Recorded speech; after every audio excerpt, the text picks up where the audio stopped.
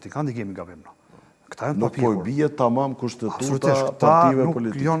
Këta për interesa meskine, partijake, personale, ku e diun, nuk dëshirojnë me e Po e zbatu. sfidojnë kushtetutën. Po e sfidojnë rendin kushtetues dhe nuk dëshirojnë me e zbatu këtë rend kushtetues në frymen si çdo gjykata kushtetuese konsenzusit të bashkëpunimit mirëbesimit. Edhe nëse nuk ka kandidaturë të dytë, apo hym në një tjetër terren të paqartë kushtetues. Po tani këtu problemi që nesër mund mos ketë një kandidaturë tjetër, mund mos ketë respektim të këtij afati traditor, po s'ka proces, nuk ka seancë.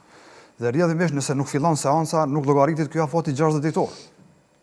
Apo kupton? Po. Nëse aty thuhet nga dita e fillimit të procedurës, nëse s'është edhe kandidati tjetër, nuk caktohet seanca dhe nuk fillon procesi i zgjedhjes së presidentit.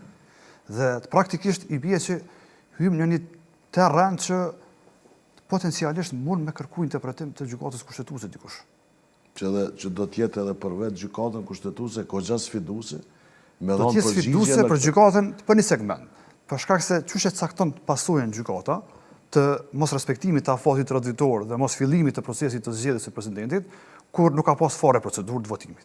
Nëse ka seancë nesër të zënës dhe Buhaçku, a e kanë të obliguar deputetët të qëndrojnë në sallë? Jo. Sepse po ka interpretime të ndryshme, aktgjykime, citime të tyre. Jo, sepse në rastin e zgjedhjes së presidentit Thaçi, nëse ju kujtohet, është kontestuar e procedurë.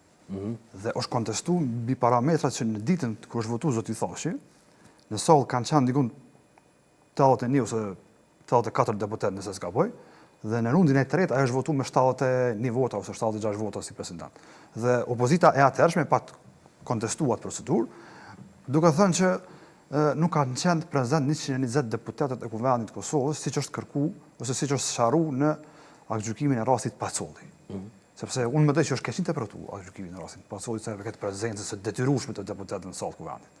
Sepse edhe aty nuk është një gjykata në mënyrë eksplicite thotë që patjetër gjithçysh duhet të qenë 120 veta, 120 deputet fizikisht sallë të marrin pjesë, të bëjnë quorum edhe të votojnë.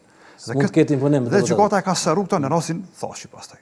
Aty gjykata është një vendim që shumë qartë e ka bë, do thotë e ka bërë shumë të qartë faktin që jo domosdo të kërkohet që deputetët të qëndrojnë në sallë.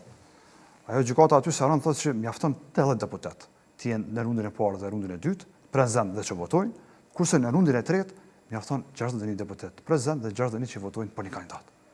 Pra gjykata e risharon veten e saj, dhe aty e thotë mes tjerës që sipas kushtetutës mandati i deputetit është mandati i lirë dhe nuk është që gjykata ka autoritet ose mas sankcionuese që çuçi obligon deputetin me shku fizikisht në sallë dhe me votu. Ky do të ishte kufizim i lirisë së deputetëve, i vullnetit të deputetëve, detyrimi që të rrinë në sallë. Imponimi. Plus asaj qëndrimi në sallë nuk kupton vot pro. Ky është kuptimi i qëndrimit në sallë. Nuk është që ti do të votosh pro ose kundër, ose mjafton ti që të qëndrosh në sallë që bëhet dikush president. Dhe në rast se ti je kundër. Edhe këtu ka një diskutim, zoti Ismail. Po, në rast se ti je Se kundër s'ka vot në kuti.